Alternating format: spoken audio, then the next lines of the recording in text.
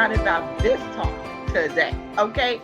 As you ladies know, there's been lots of discussion, heated discussions after an incident that shall not be named because we only talk about the problem, not about the people on HBC. But there was a lot of dialogue going on, and I don't usually get into the comments, but this time I had to jump into the comments, and there was a lot of heated debates. And it caught my attention because people were talking about how to protect women, wives, Black women. And there's lots of debate about that. Should we be protected by a violent act? So that's what we're going to talk about today.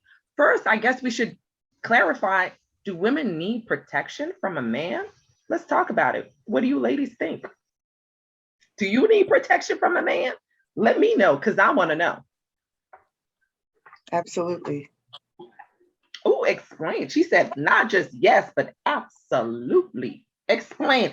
Miss Tiffany Hendricks, welcome back to the couch. Thank you, Dr. T. Explain to us. What do you mean by absolutely? As strong as I am, I can't stand up to a man physically. Well, most of the time, it depends. But yeah, we need protection from a man physically, depending on the imminent danger that we're in. So, for example, I was in a recent altercation with two gentlemen that were following my children, and not one person stepped in to help me, but they were filming. And I had to stand up to them by myself, but I knew that I wouldn't be able to win physically. I had to get a weapon, which would mean additional charges if things were to escalate. But I had to do what I had to do to protect myself and my kids. But that's right. Nobody stepped in to help me. We need to have a conversation about that part too. Maybe we will tune in. But what about, I definitely hear what you're saying about physically, right? And there's a lot of debate from the feminist movement. The feminist movement will say, we absolutely can handle it. We can take care of ourselves. What do you think, Veronica? Hey, Veronica, welcome to officially the couch. Y'all know Veronica, she's our registered dietitian for HBC. You see her in our course. You'll see her more in our feed on social media, but she is on the couch this evening. I'm so excited. Veronica, what you think? You are a wife, so I really want to hear what you want to say. Yeah, so I kind of want to further elaborate to that. Before becoming a registered dietitian, I had worked at, on campus as at the Violence Prevention and Women's Resource Center. And so, we did a lot of training regarding, anti-violence.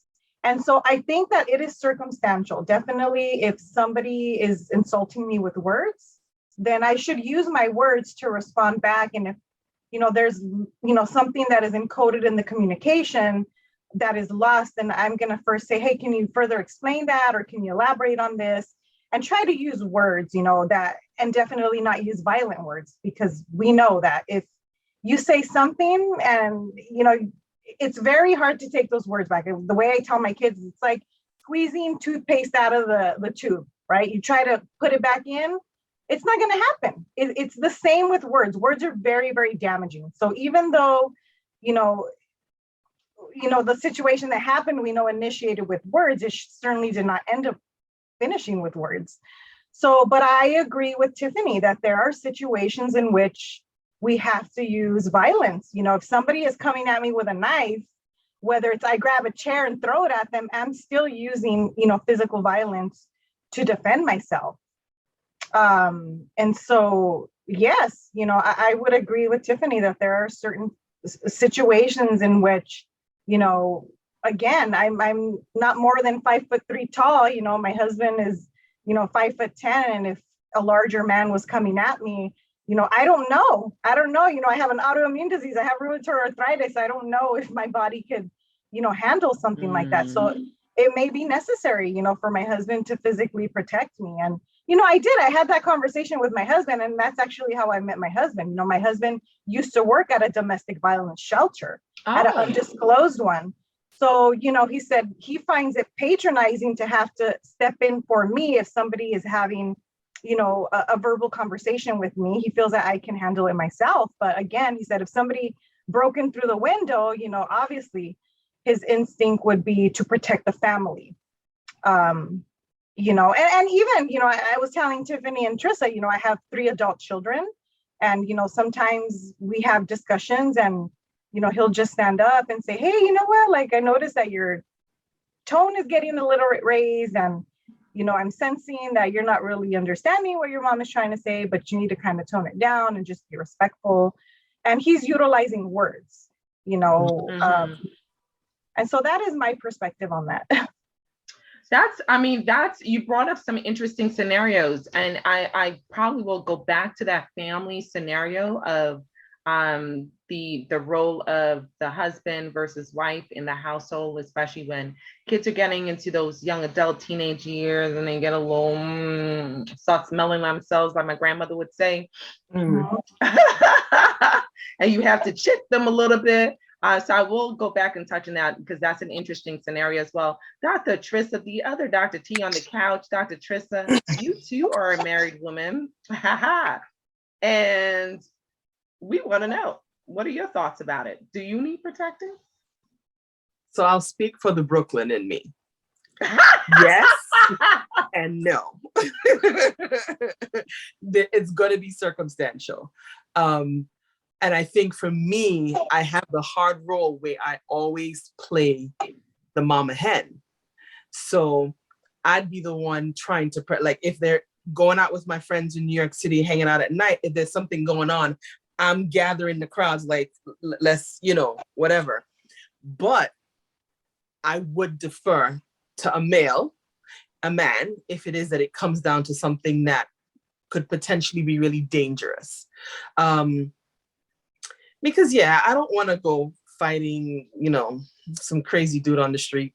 I don't want to do that. If somebody can stop them and, make it easier, then yeah. So I do believe that there are going to be points in time where it's important for men to step up and to protect the women around them. But it's not an always. There's not always a need for a man to step up and do something. And I have, I guess, almost like it wasn't, not an opposite situation. One time, this is when an old boyfriend I was dating, we had gone to see The Lion King, and we were sitting in the audience, and then I had like locks that were down, almost covered my chest, and they were hanging down the back of me. And apparently there was a family of Caucasian people behind me. And I kind of saw the boyfriend looking behind my head.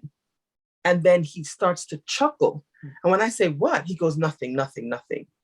He waits until after we left the theater to tell me that they were back there feeling on my hair and going, oh, it's actually kind of soft.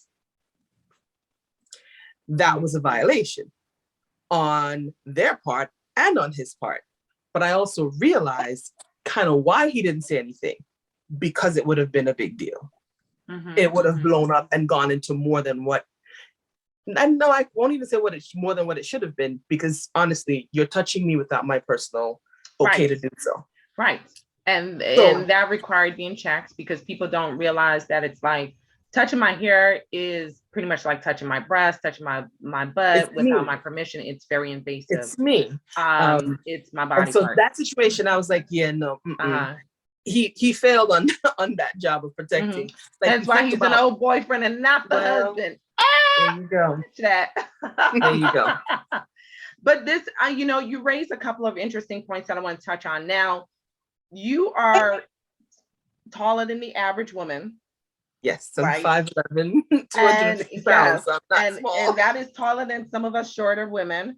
And do people automatically assume, or do men automatically assume that you can handle it, that you can handle altercations and things like that? Like, what's the assumption from a tall woman's perspective? Because we know the world is different between tall women and short women, have very different world experiences. True. When it comes to my husband, no. He don't care how tall I am, no nothing. You do not mess with his wife. He doesn't care who you are. You do not mess with his wife. And unfortunately, he's the kind that will go violent first and ask questions later.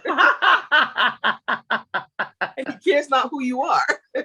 Disrespect coming for you. He too would be suspended from the academy. I'm gonna leave that alone.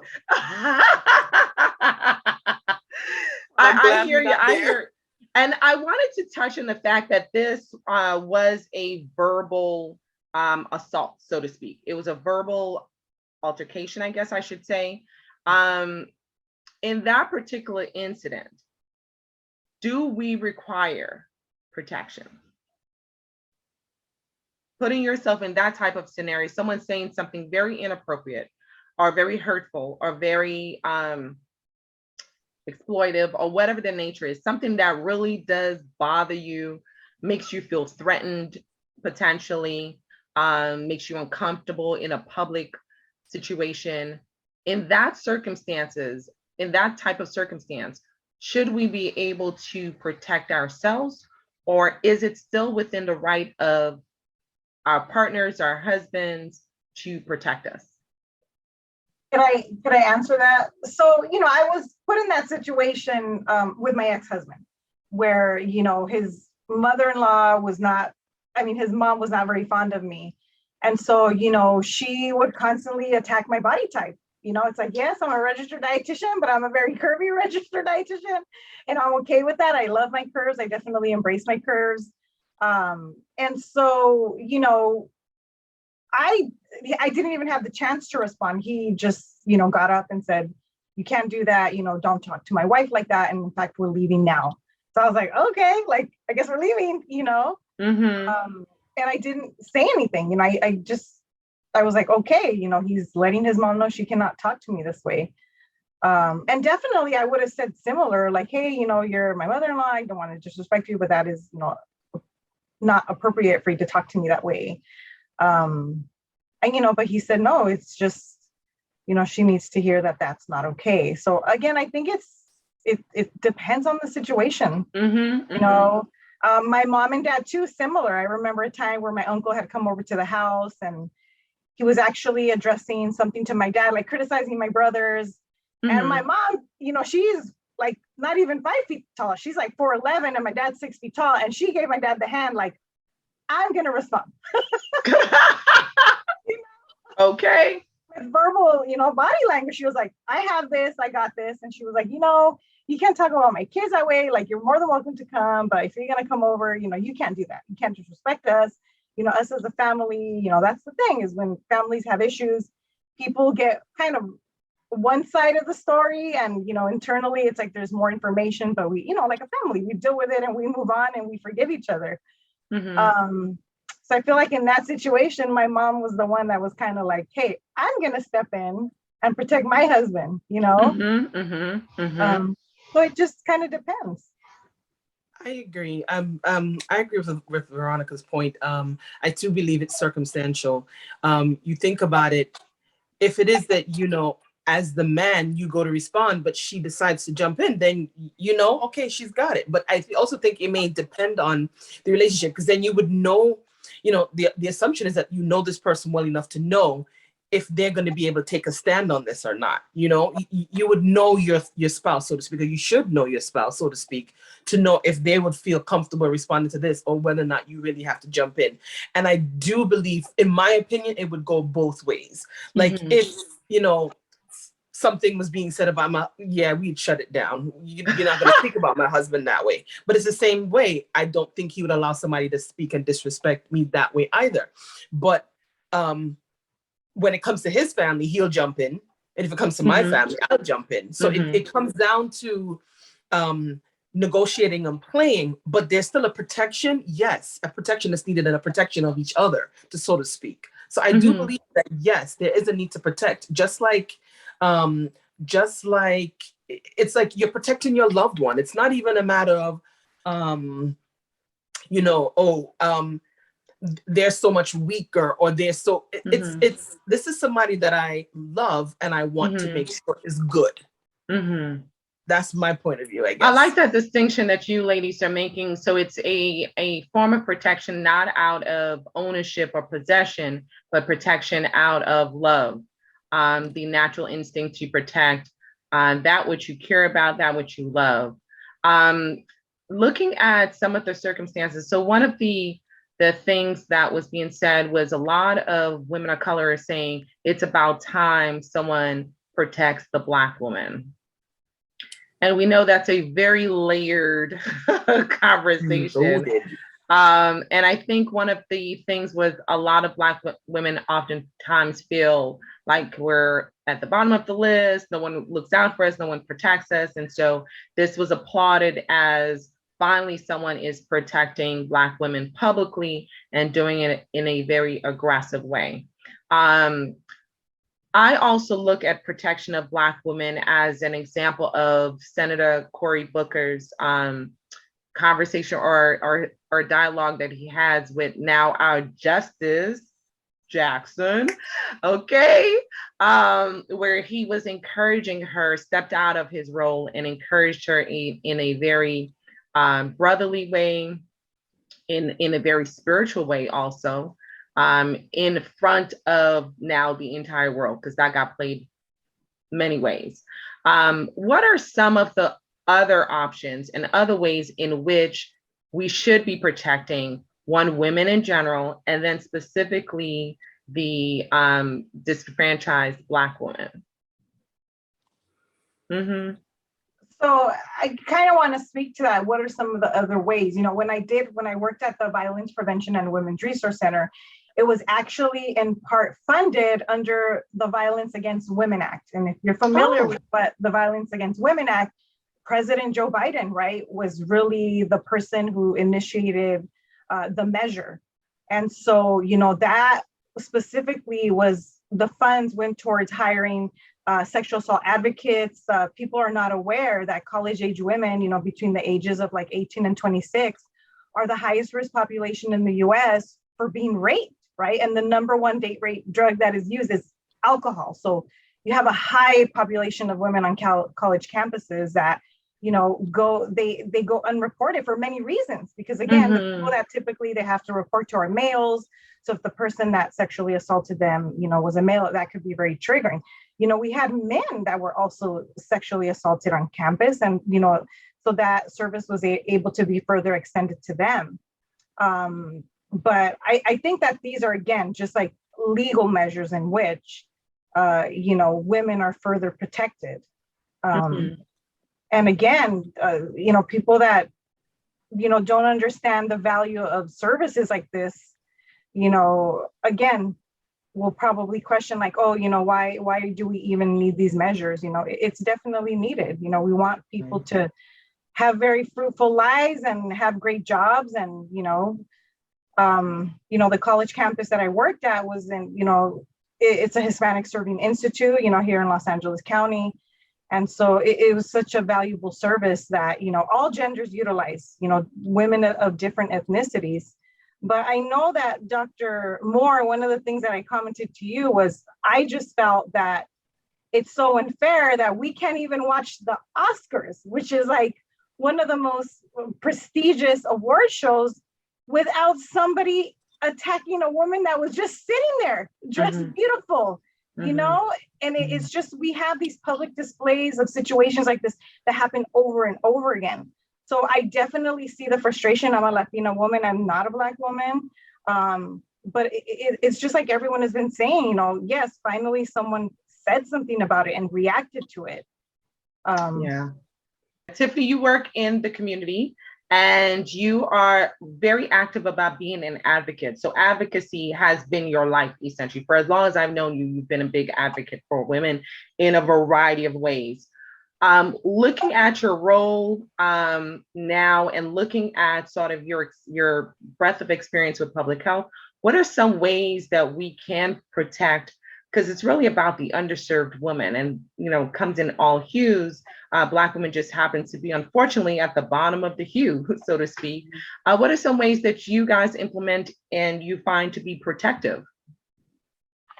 Specifically, coming from the standpoint from running 2 DV shelters with women and children, I think that what I've learned is empowering them to have a voice and to know that it's not their fault. And I really got tired of the question that would come up in many of the groups that the women would get is, why didn't you leave?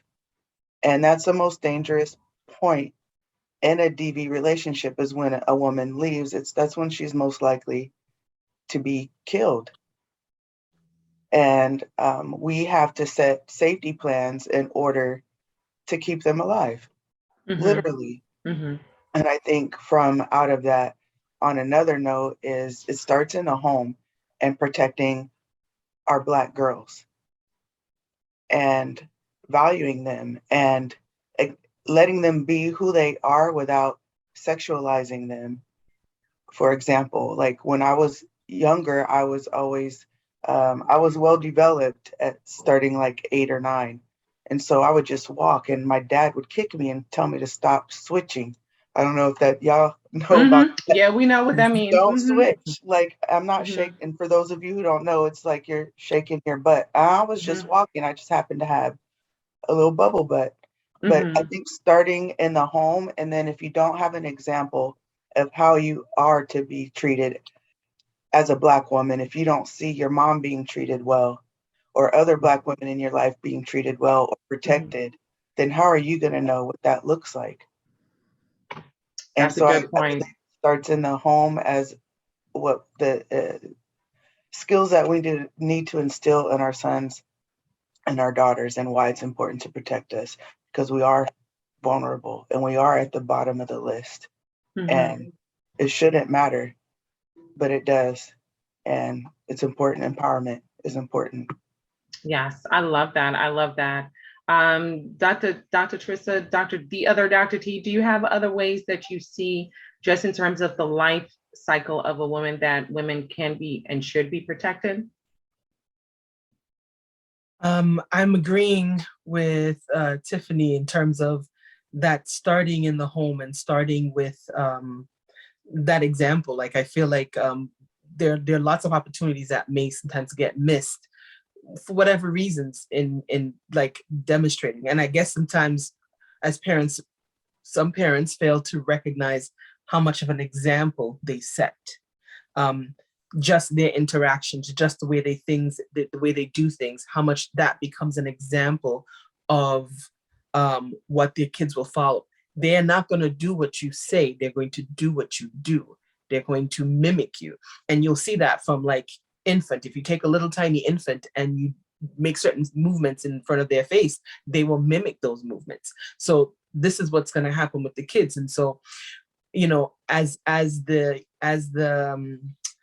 we age, you know, we hope to be able to make more positive changes in the generations that come, in the way that we treat we as the elder ones now, good Lord, I'm saying that, treating the younger up and coming generations, and what the kind of examples that we show them, and then try to pass on and change different things. You know, as we're talking about this, what I keep going back to is the fact that, you know, if we go back to even like in slavery times, there was no protecting your wife, your woman, the Black woman, no nothing. Mm-hmm. You did that at the risk of losing your life. And the way that you would have tried to do it then would have been violent. And my question is, are we still finding that to be the only way that we can do this? Like, it kind of bothers me to think that right now that is the only way people seem to feel like there's going to be a change. Because let's be honest, it didn't work then. What makes us think it's going to work now? I don't have an Absolutely. answer. Absolutely. I think that's an excellent point also, because it almost seems like, I'm not going to say everyone, but a lot of people seem to really think that this is the only way we can be protected. And that's why I wanted to ask this question, because what it does is that, yes, it makes a statement, but what does it really move the needle, right? And the question and the point is, it doesn't really move the needle. What it unfortunately did was, it, in the minds of, you know, those who are racist, is kind of confirm certain stereotypes about us, unfortunately. That's the downside. I'm not saying that not to protect a Black woman because of that. I'm just saying that that is pretty much what happens, because what we want, when we want to move the needle, we want to move it in a way that changes minds and hearts, right? Because that's the only way we're going to see differences. And doing something that's violent, yes, it gets a lot of attention and makes it a very solid statement. And sometimes that solid statement needs to be made. But at the end of the day, we cannot get distracted with that being the only method, because that's why I brought up Senator Cory Booker, because there are other ways to make that exclamation mark. There are other ways to make that statement. There are other ways to be an advocate or an ally for Black women in particular. And that could be anywhere from child rearing, as you ladies have mentioned, anywhere from in a violent situation, as you guys have given examples for, to just trying to identify areas of inequity. And if you are in a position of power that you can shift that trajectory, then do so.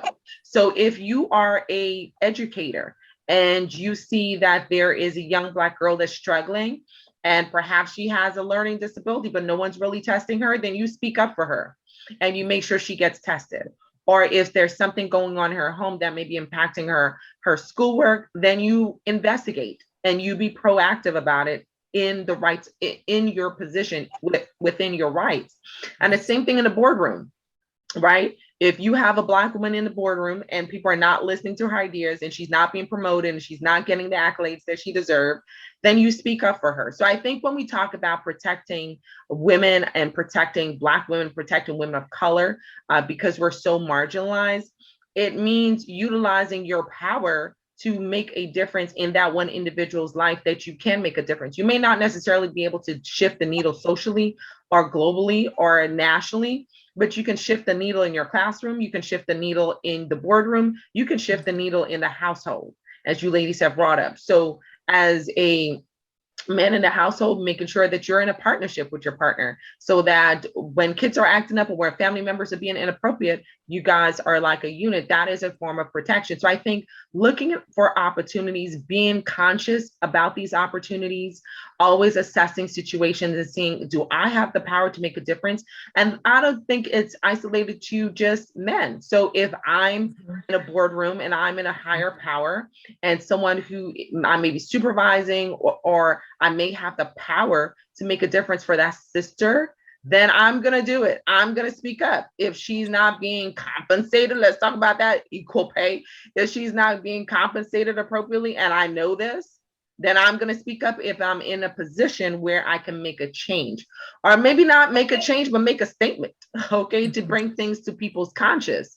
So I think that we just have to be a little bit more strategic about how we want that needle to shift, and not just look for these kind of reactionary situations, but being proactive to make differences, so that we are able to take the opportunities that come before us to be protective of women. And there are a number of ways of doing that. And oftentimes the men and the women in the boardroom who are in the hospitals, who are being advocates for women, Black women who are not believed in the hospitals, when we come in with our symptoms, you know, they don't get the spotlight, right? The ones who are always and constantly advocated, they don't get the spotlight. But those are the ones I am definitely going to say, continue to do what you're doing, because it's not always about the spotlight. Sometimes it's just about doing what is right, and making sure that we get this inequity corrected, which have been years of inequity. But I love that point about the fact that we seem to be stuck on the violence, and let's not fall for the okie doke, that violence is the only way that we have power. We have tremendous power, voting rights. Okay, we have tremendous power. And it's about time for us to continue, not about time, we should continue to be strategic, because there are people doing it, okay, in the streets. They are doing it with the grassroots movements. They are doing it. But we should definitely continue to not be distracted by those incidents, but use them as a learning lesson, and then continue to do what we can to shift that needle. So that's what I think on the topic. And what do you say? Because we are diverse women, right? So we are feminists, we are non-feminists, or maybe feminists, depending on how you define feminism. But there are feminists who are saying, we don't need protection. And I'm a woman, right? So what do you say to your sisters who are saying they absolutely disagree with everything you guys said tonight? And they are out there. I read their comments. They say, we do not need protection. We got it. We can handle it. I will protect myself. I can handle it. Don't underestimate the power of a woman. What do you guys say to those because they're out there, a whole lot of them. I mean, Can I add it? Oh, sorry. Go ahead. go ahead, Tiffany. Go ahead.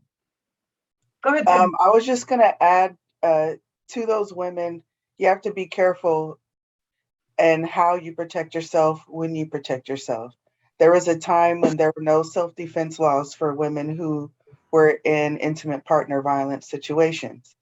And I'm speaking from experience. There was no laws to protect me. I ended up with a life sentence for protecting myself against my abuser. Nobody protected me. And so if you protect yourself, there may not be anybody to protect you in that situation, and you don't know the end result of that.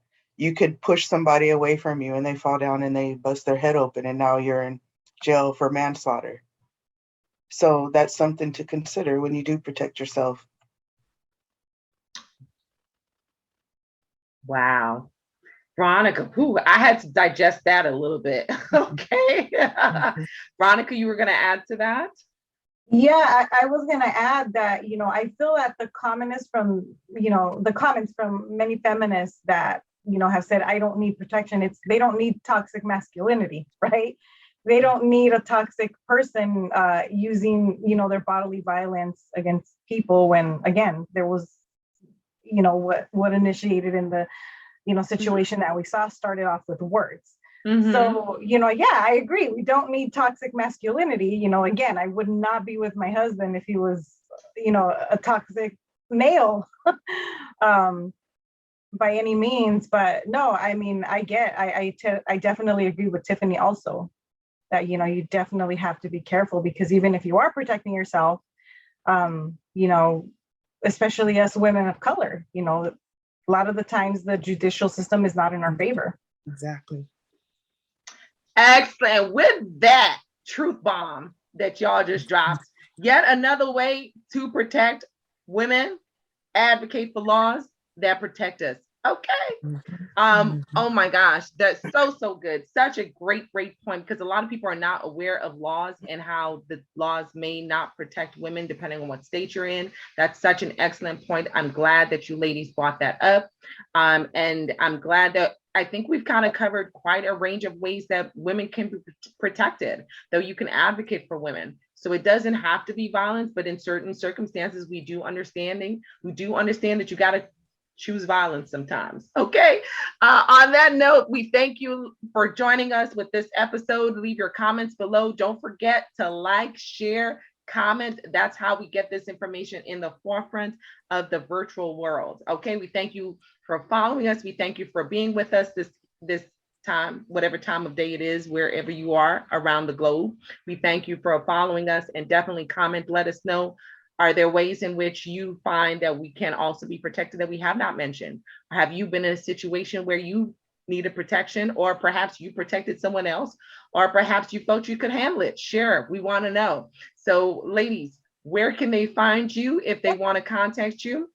How can people find you if you so desire? Let us know. Come on, Miss Tiffany.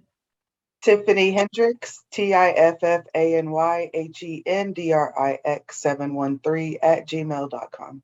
Awesome. Veronica, do you have a public page up for folks to find you? I do. I have Carmona Veronica 20 on Instagram. Come on now. Come on, registered dietitian. Oh, yes, I'm ready for it all. The other Dr. T, does she remember her handle? Let's find out. TrissaJob.dpt on Instagram. As my voice goes. TrissaJob.dpt on Instagram. There we go. Heard it. Awesome. I love the fact that you guys brought up toxic masculinity. We're going to talk about it. That I just wrote it down. We will be talking about that because it's a whole other topic.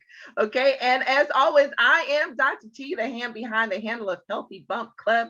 You can find us right here on YouTube. Make sure you check out our other videos. We are talking about everything, you guys, everything we see, everything we hear. We talk about it here. This is the platform where we get real, and we drop some facts as the ladies have dropped some truth bombs this evening and some facts. Okay. You can also find us on Instagram.